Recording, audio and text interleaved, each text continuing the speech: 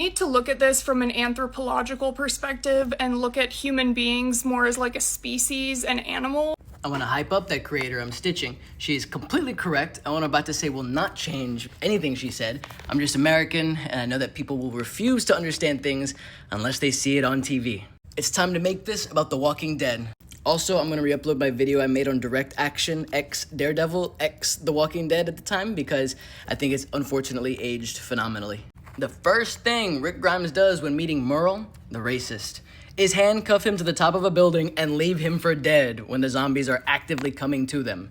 He felt bad about it, Rick did. Rick told Merle's brother, Daryl, immediately, and they even went back for him.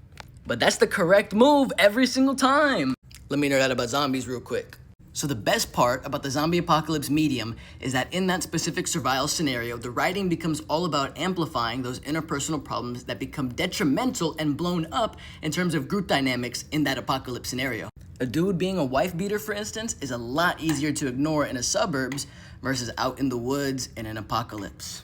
Another real arc in The Walking Dead that comes back twice with the same answer as the Merle arc.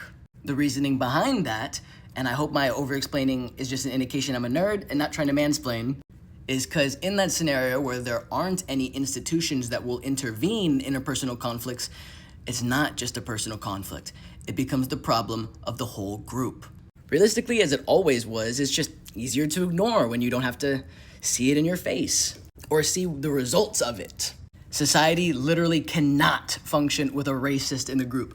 The Walking Dead group would have been dead on whenever that first episode they pulled up in Atlanta if they hadn't tried to kill Merle.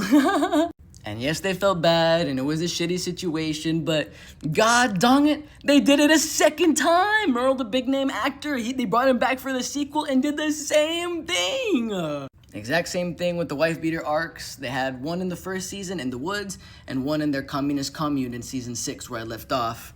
This is where the show is gas, bro. This is where I stopped last. Racism, wife beating, xenophobia, none of that is a political opinion. They are harmful, hateful frameworks and actions that make it impossible to achieve any progress.